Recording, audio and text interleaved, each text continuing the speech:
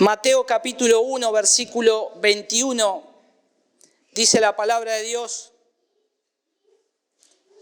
y dará a luz un hijo, y llamará su nombre Jesús, porque él salvará a su pueblo de sus pecados. Vamos a orar una vez más. Señor, te damos gracias por tu palabra, gracias por este día, Señor. Padre, te damos toda la gloria a ti, porque en este día no hay nada más importante que podamos hacer que estar delante de tu presencia, Señor. Por eso queremos comenzar este día con el pensamiento de tu palabra, con nuestra boca llena de adoración, de alabanza a ti, Señor. Y te damos gracias por este acontecimiento tan precioso que nos dejas ver, que has revelado a nosotros como el nacimiento de tu Hijo Jesús. Te damos gracias por nuestro Salvador. Te damos gracias, Cristo, por haberte humillado y haber venido a este mundo, haber traspasado la esfera celestial para meterte en este mundo caído. Señor, gracias porque nos has amado tanto, que nos has dado a tu Hijo para que podamos creer en ti, Señor. Te damos gracias, Señor, que podamos disfrutar este tiempo y que también podamos ver en el nacimiento todo lo sorprendente que hay alrededor. Una vez más te pedimos tu ayuda y tu asistencia en el nombre de tu Hijo Jesús. Amén. Amén. Se dice que en el mundo nacen muchos niños que son hijos de alguien.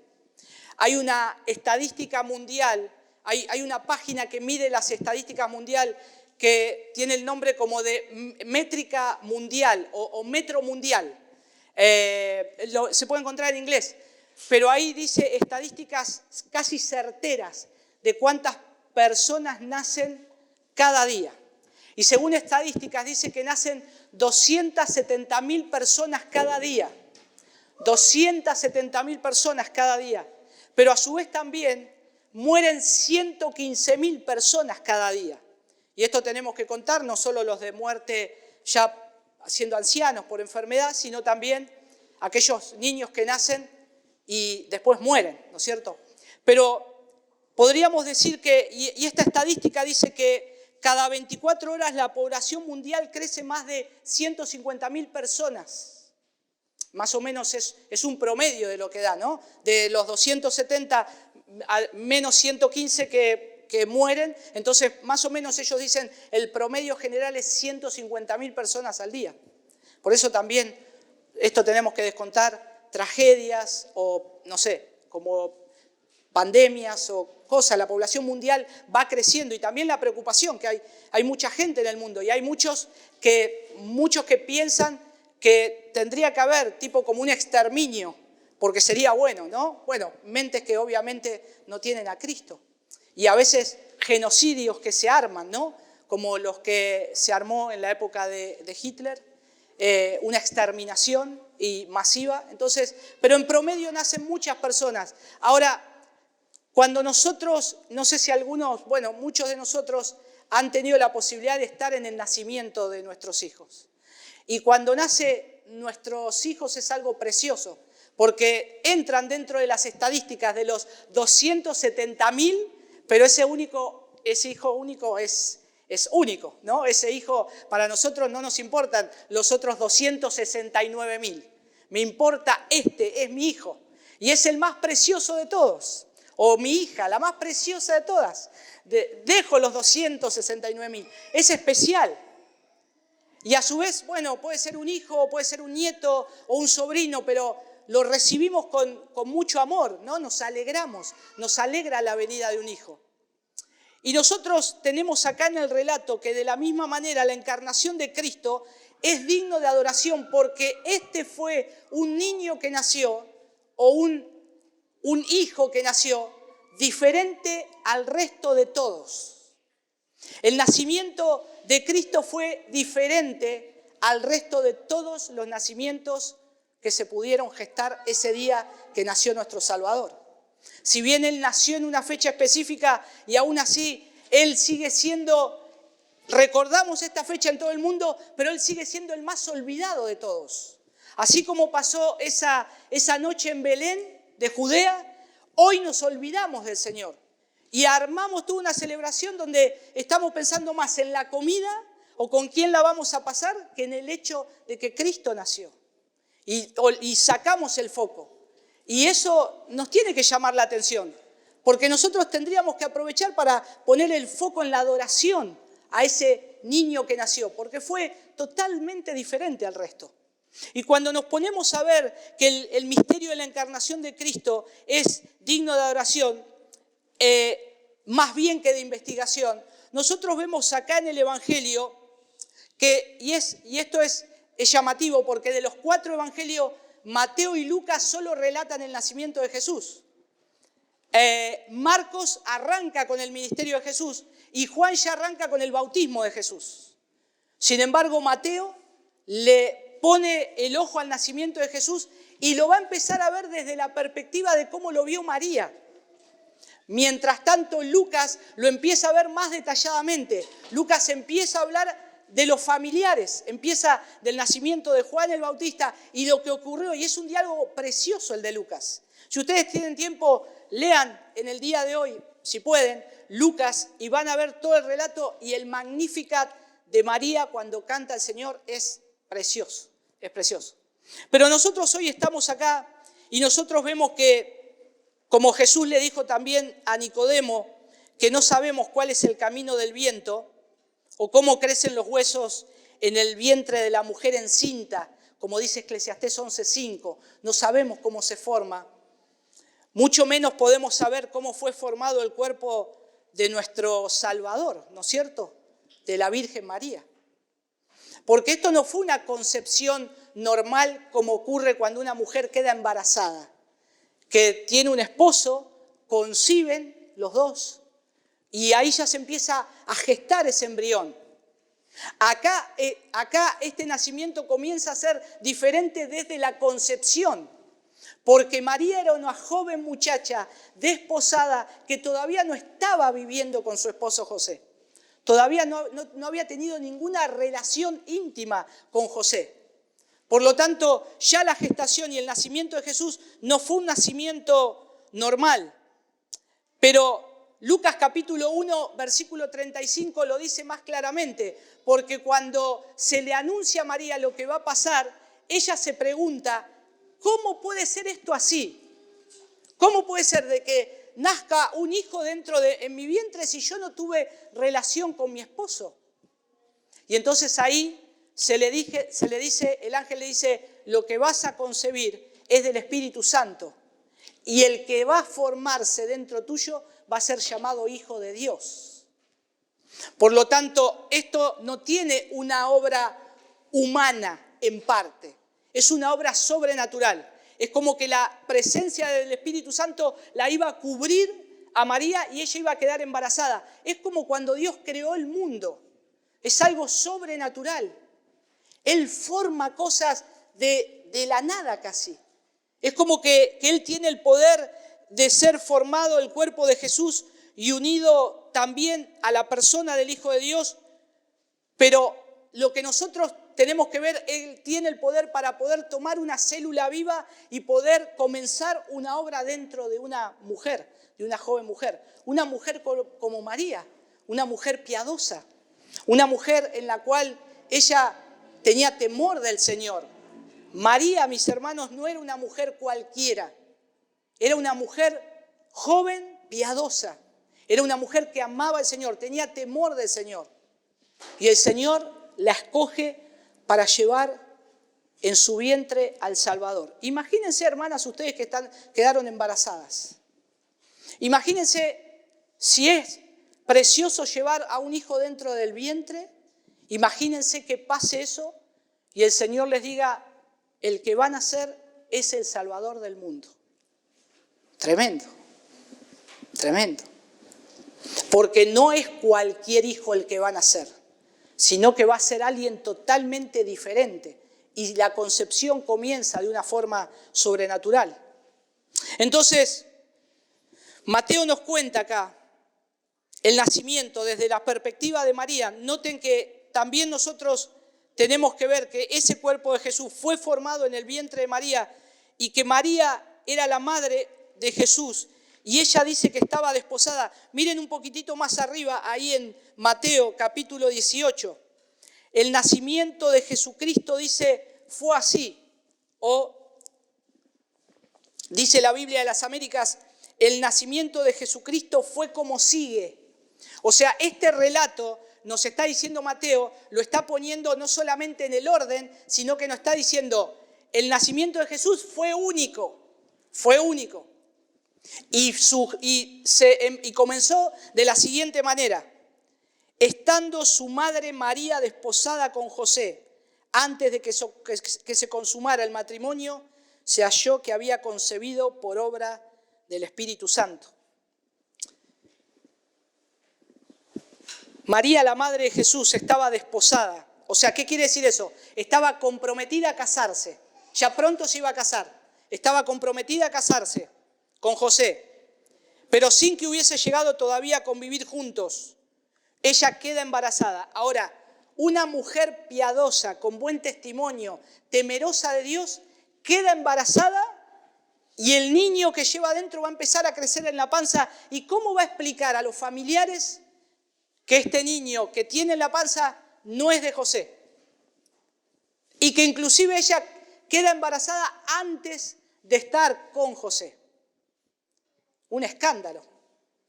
Entonces, ella tiene ese temor. Ella conocía la ley de Dios. Ella conocía que en Deuteronomio, nosotros lo tenemos en Deuteronomio, pero que Dios había dicho que la mujer que esté o que tenga relación con otro hombre dentro de ese tiempo del desposorio tenía que ser tratada con severidad, como alguien que había cometido un pecado tremendo. Pero ella era una mujer piadosa. Ella era una mujer que quería agradar a Dios. Ella era una sierva de Dios. Y nosotros leemos que también ella no solamente ahí en Lucas tiene ese temor, le pregunta al ángel, pero él le dice que la concepción va a ser así, porque Cristo nació de una virgen, pero de una virgen desposada iba a nacer. Pero ahora el punto está que ya el ángel le dice lo que va a ocurrir. Y dice que ella estaba desposada con José antes de que se consumara el matrimonio. Deja bien en claro ahí Mateo. Y dice que ella ya había concebido. Pero noten ahí que la concepción de la descendencia prometida antes de que viviesen juntos, se halló que estaba encinta por obra del Espíritu Santo, que estaba embarazada por obra del Espíritu Santo. Pero podemos imaginarnos la perplejidad de María. Pero a su vez, ella se preguntaba, como en Lucas 1:35, ¿cómo puede ser esto así? ¿Cómo puedo concebir? Bueno, ya el ángel le dijo, es obra del Espíritu Santo. El Espíritu Santo va a posar sobre ti y vas a concebir. Y el hijo que llevas en el vientre es hijo de Dios. O sea, ella iba a concebir del Espíritu Santo y el padre del hijo era Dios. Era Dios. Pero ella también tenía ese temor de ser tenida por ramera y sentenciada como tal.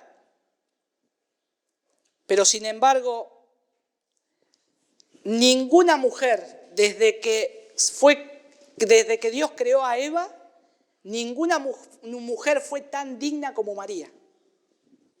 Porque ella es escogida por el Señor. Y esto la palabra de Dios también nos dice, porque ella tuvo temor, porque si la descubrían que estaba embarazada y todavía no había estado con José, era un crimen tremendo.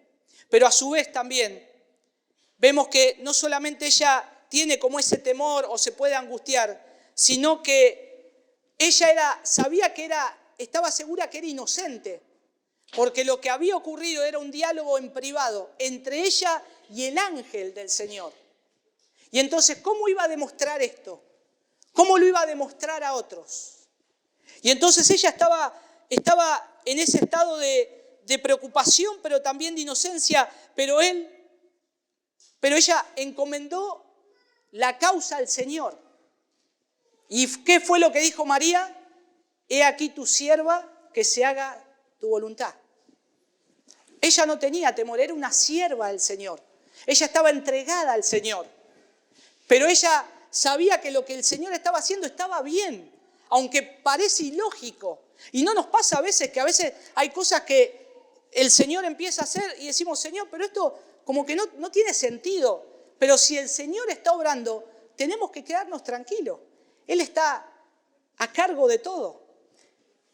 Y lo mismo pasa acá, pero noten también en el otro versículo, porque no solo María, sino que José se queda perplejo.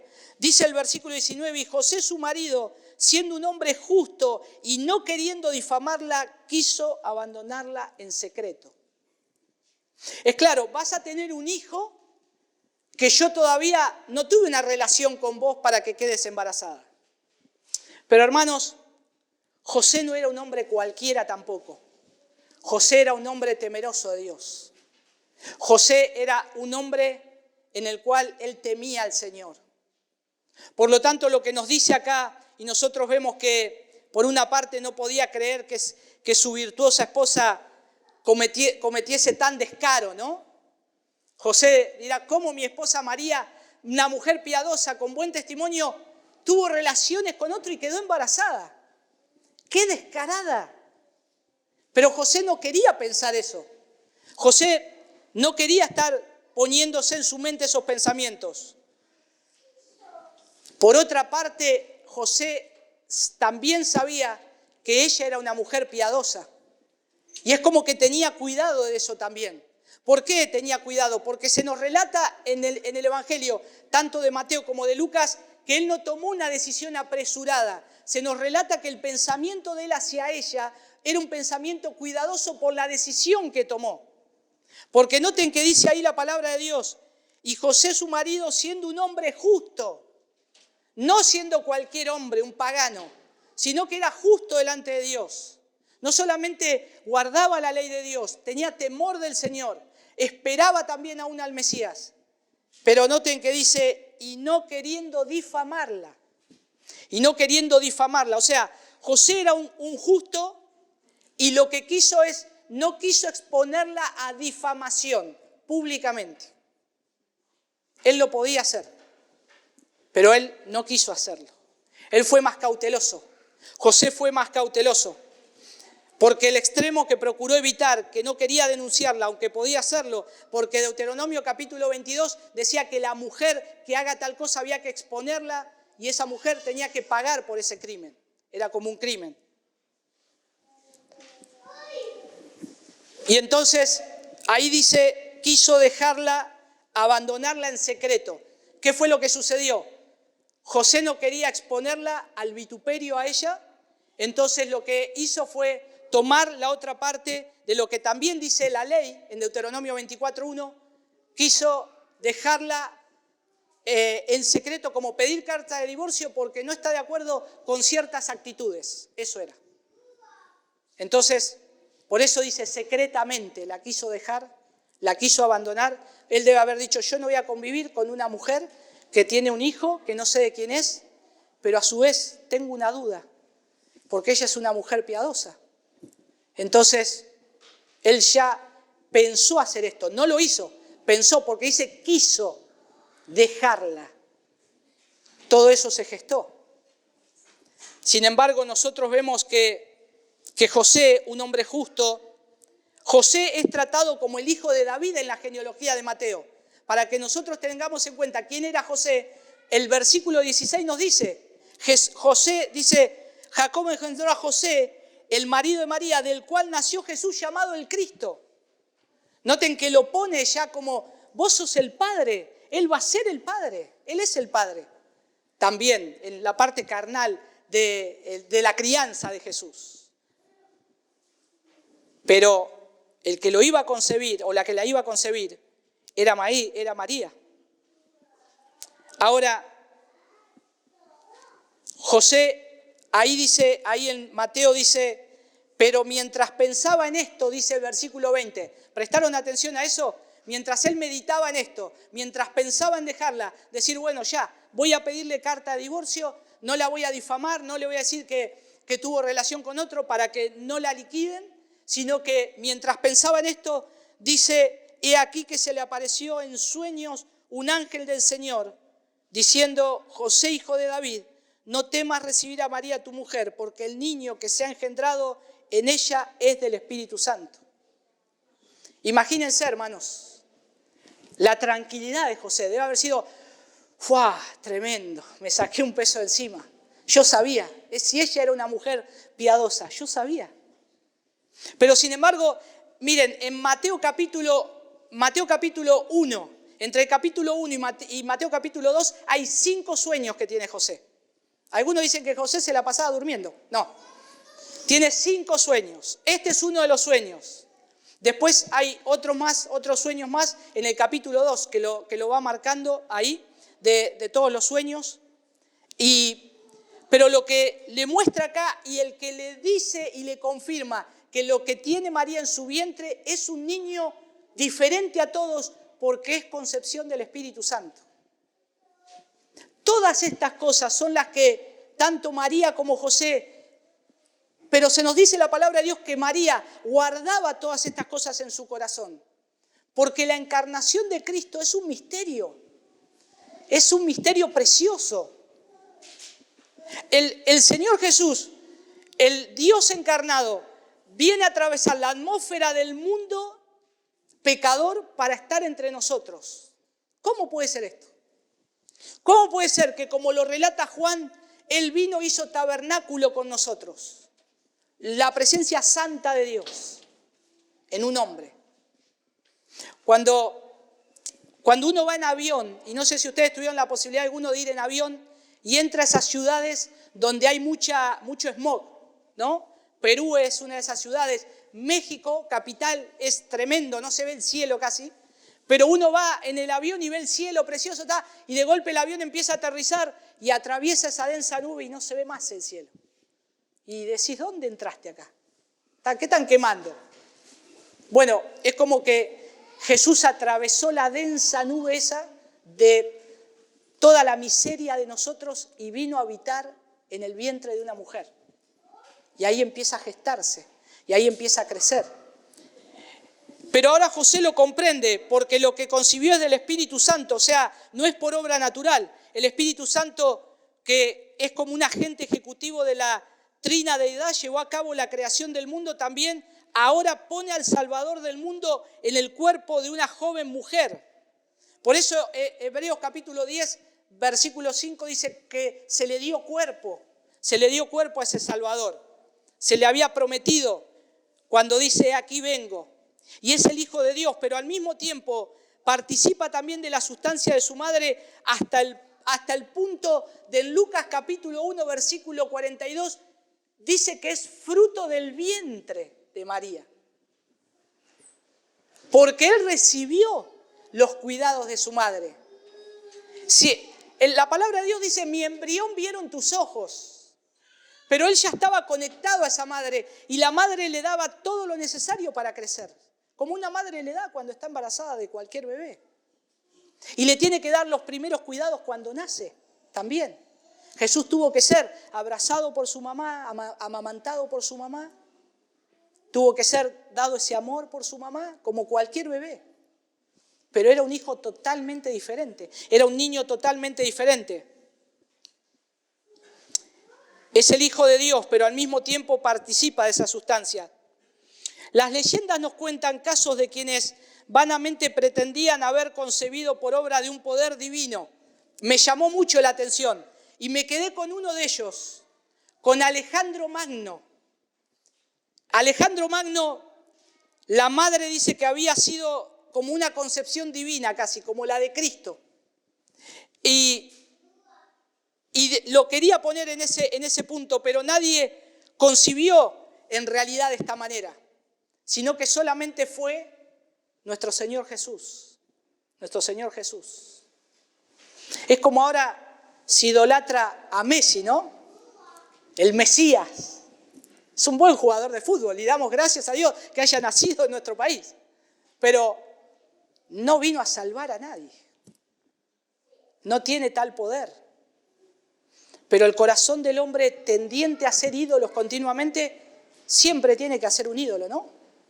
Sin embargo, Jesús nace y lo concibe su madre, esta mujer que es bienaventurada entre todas las mujeres, y ella va a dar a luz al Salvador del mundo. Dice ahí el versículo 21, dice, pero mientras pensaba, y dará a luz un hijo, y le pondrás por nombre Jesús, porque él salvará a su pueblo de sus pecados.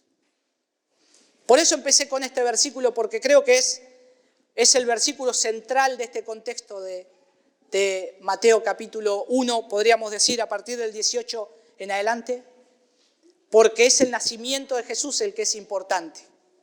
Que este nacimiento no es como cualquier otro. Generalmente a los niños en esa época se le podían distintos nombres. Y los nombres tenían un significado, pero el significado de este hijo que va a nacer, o este hijo que se está engendrando, ya tiene un nombre y ya tiene un propósito. El Señor Jesús vino a cumplir esos oficios de rey, profeta, sacerdote.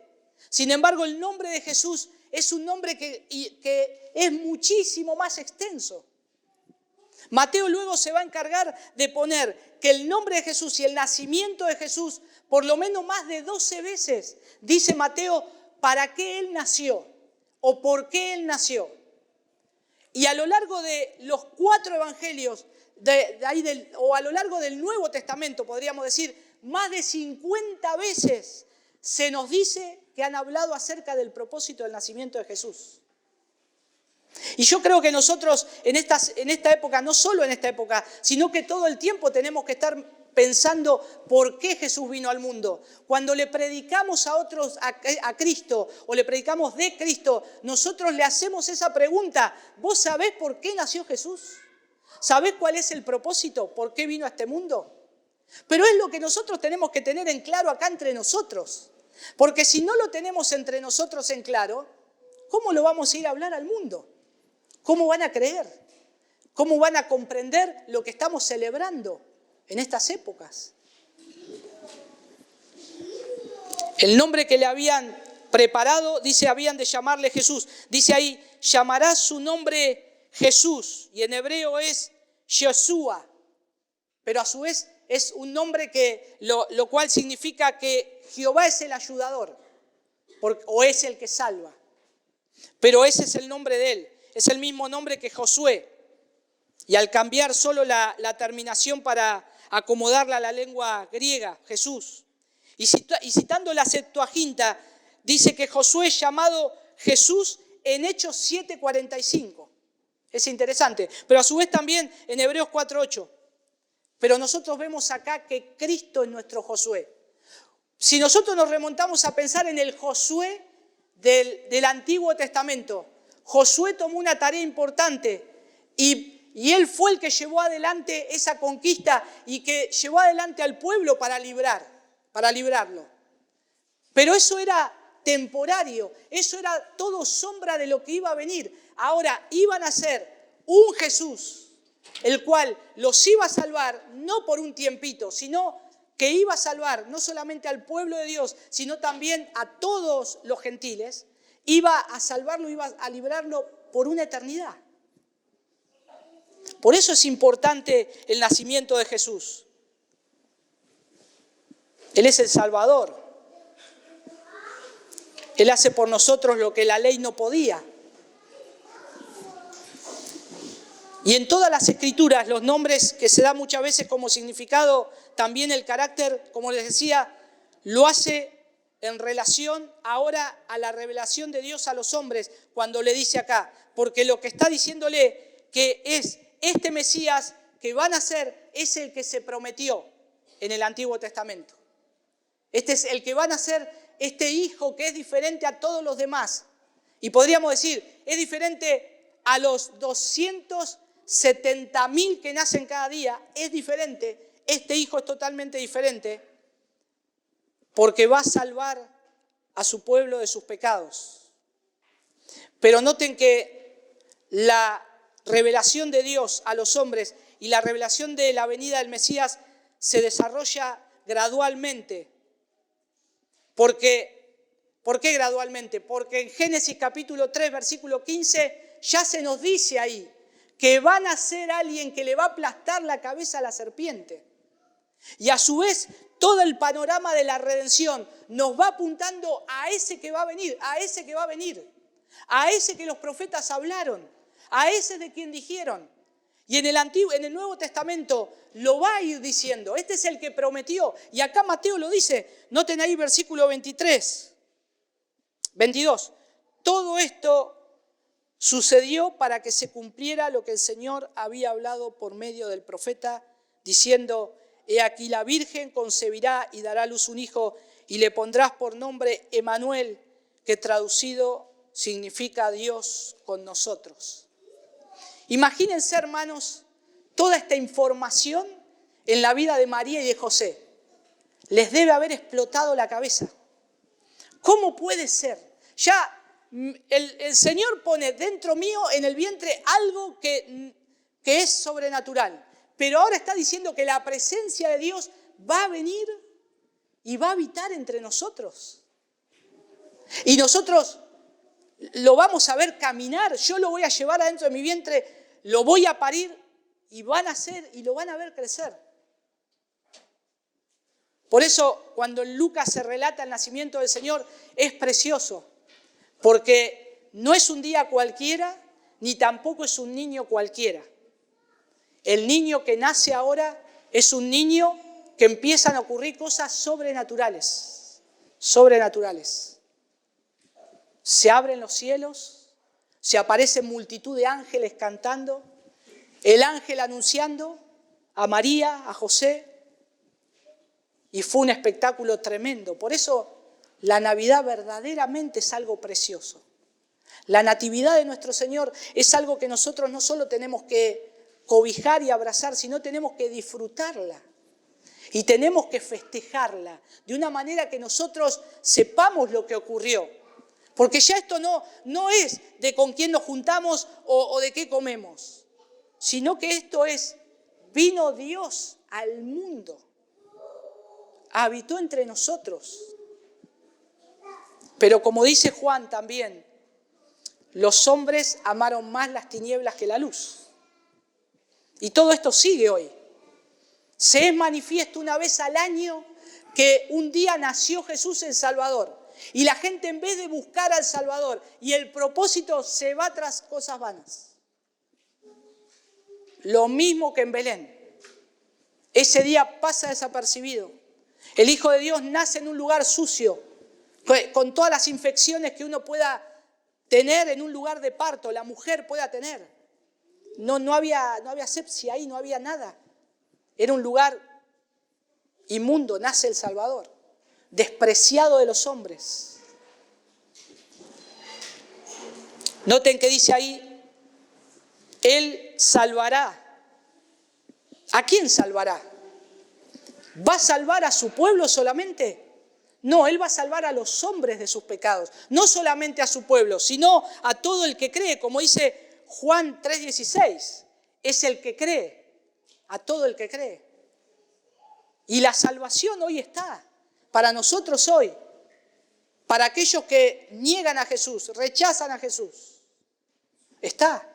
Y mañana, si el Señor no viene hoy, mañana va a seguir estando, si te da vida el Señor. Pero hermanos, recordemos que hoy estamos más cerca de estar frente al Señor que ayer. Y mañana cuando te levantes vas a estar más cerca del Señor que hoy. Y eso con todos los hombres. Pero no nos ponemos a pensar eso, ¿no? Estamos pensando en la agenda de mañana, ¿qué tengo que hacer? Yo estoy pensando ya, hoy estaba con esto y ya estaba pensando el sermón del domingo que viene. Y cada vez más cerca estamos del Señor. Ahora Él dice el propósito, este Jesús va a salvar al pueblo de sus pecados. Y es siempre Dios, solamente Dios, quien en su Hijo y por medio de Él salva a su pueblo. Qué bueno eso, porque nos hace pensar que nosotros no tenemos que confiar en nosotros mismos para salvarnos. Los hombres piensan que están bien siguiendo a un Jesús que vino un día y a un Dios que lo tengo, como me dijo una vez alguien, de muleta, apoyado, sino que Jesús lo tenemos porque Él verdaderamente nos salva si nosotros ponemos nuestra fe en Él, creemos y le seguimos y le obedecemos. Mientras tanto, solo tenés a un Dios creado por tu imaginación. Ahora, si nosotros tenemos a Cristo, los hombres hoy confían mucho en su propia vida. Pero nosotros podemos decir, como dice el salmista en el Salmo capítulo 20, versículo 7, algunos confían en carros y otros en caballos. Pero nosotros confiamos en el Señor. Yo sé que el Señor me ha salvado. Yo sé que todo lo que me pasa en esta vida está gobernado por el Señor. No hay nada que me va a venir que suceda y el Señor no esté a cargo porque soy oveja de su redil. He creído y el Señor me ha salvado. Pero los hombres confían más en lo que tienen alrededor, la fortaleza física, el conocimiento, la reputación, el prestigio, la posición, la maquinaria magnificente, impresionante, los amigos influyentes y, bueno, ninguna de estas cosas los va a salvar. Ninguna de estas cosas. Solamente Cristo los puede salvar.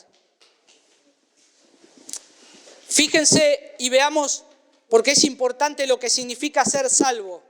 Ser salvo es ser emancipado del mayor de los males, la culpa, la corrupción, el poder y el castigo del pecado. Eso es ser salvo. Y a su vez también ser salvo es ser puesto en posesión del mayor de los bienes.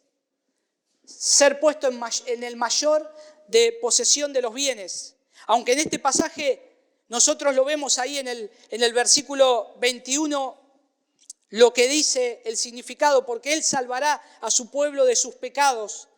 Y este pasaje expresa solamente lo negativo, porque es salvar del pecado, eso es lo negativo. Se implica inmediatamente lo positivo también, porque uno no puede ser salvado de algo sin ser salvado para algo. El Señor te salva de algo, pero el propósito de que sos salvado es para algo.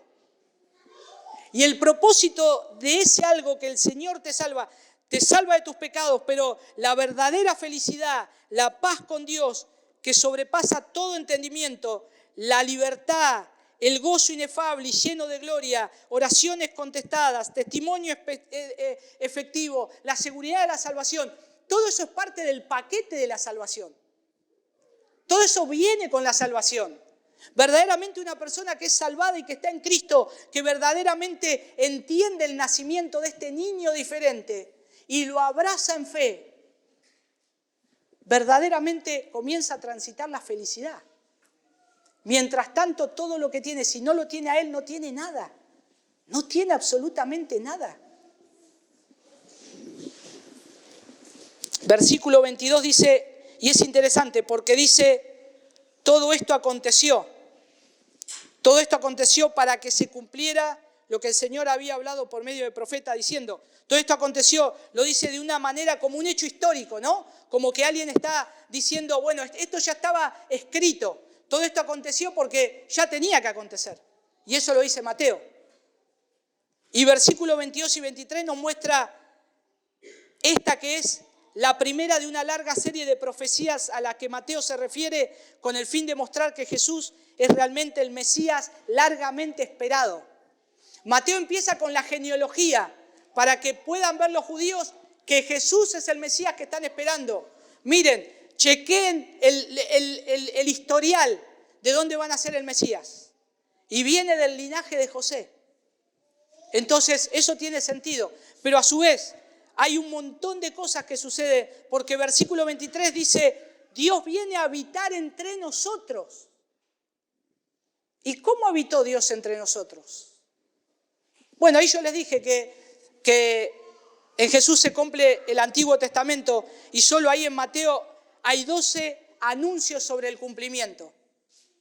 Y Jesús ahí en Mateo lo dice acá que Dios viene a habitar entre nosotros, pero también que vino con los dolientes para sanarlos. También Jesús vino con los endemoniados para liberarlos.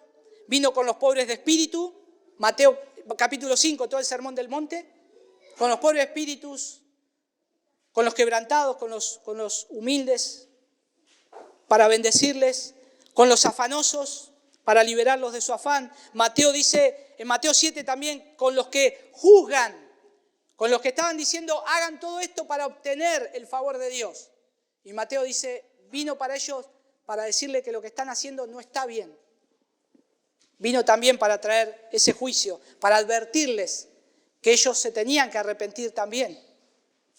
Pero también Jesús vino con los leprosos para limpiarlos, con los enfermos para sanarlos, con los hambrientos para darles de comer, con los inválidos para restaurarlos y sobre todo en Mateo capítulo 18, versículo 11, vino con los perdidos para buscarlos y salvarlos. Ese es el propósito.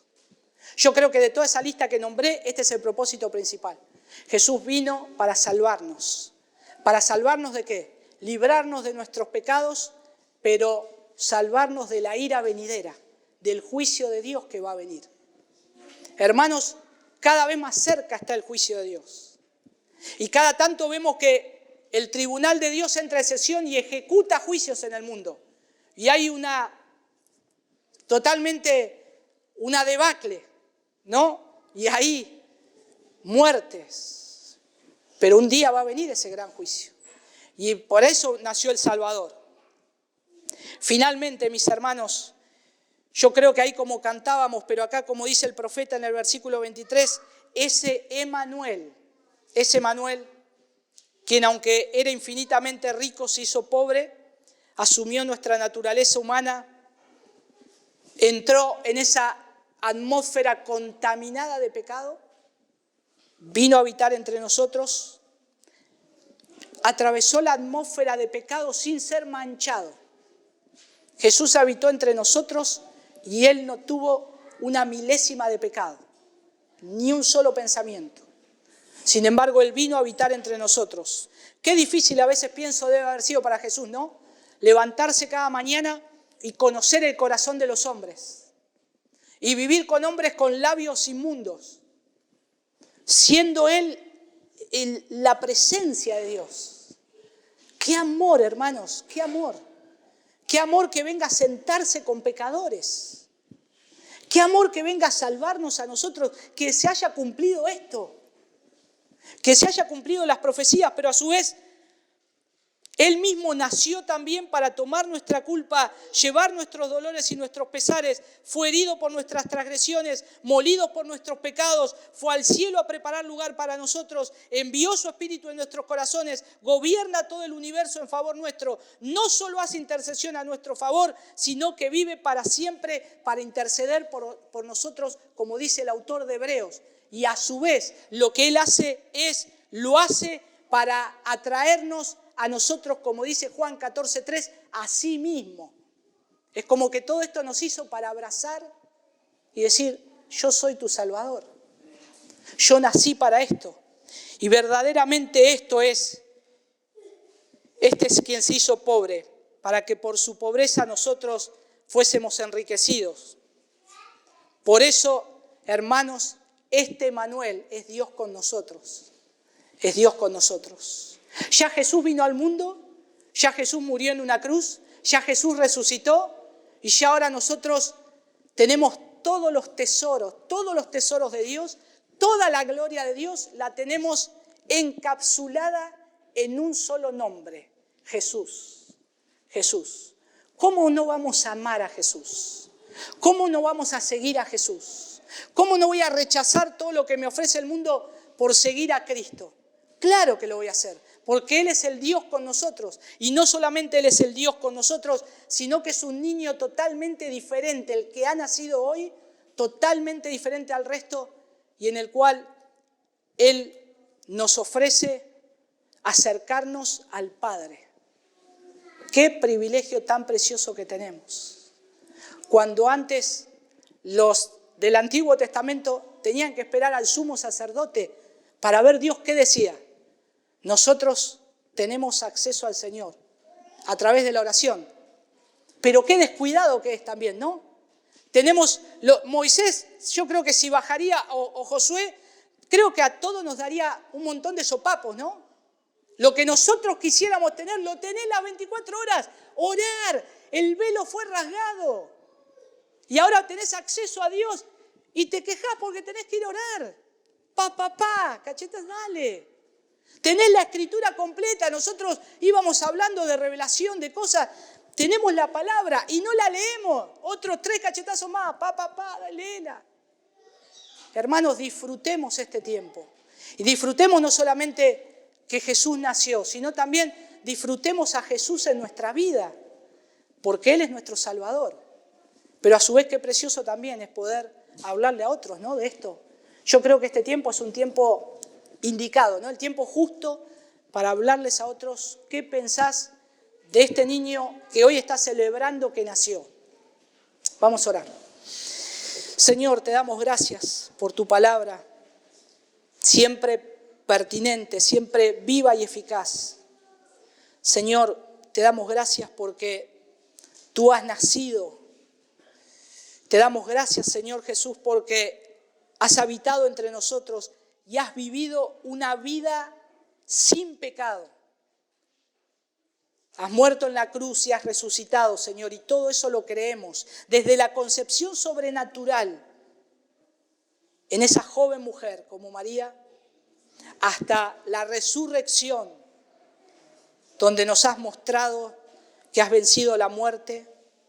Señor, toda esa victoria también es para nosotros, es nuestra. Señor, ayúdanos a vivir de acuerdo a ese evangelio. Y Señor, ayúdanos a disfrutarte cada momento, Jesús, cada día. Te doy gracias porque nos has salvado a muchos de los que hoy estamos acá y a los que todavía no has salvado, que hoy están acá. Señor, te ruego que abras su corazón para que puedan arrepentirse de sus pecados y creer en ti, Señor, para salvación. Y aún todos los que escuchen, Señor, que estamos grabando, que se arrepientan de sus pecados y crean en ti para salvación, porque hoy es el día y hoy es el tiempo de salvación. En el nombre de tu Hijo Jesús. Amén.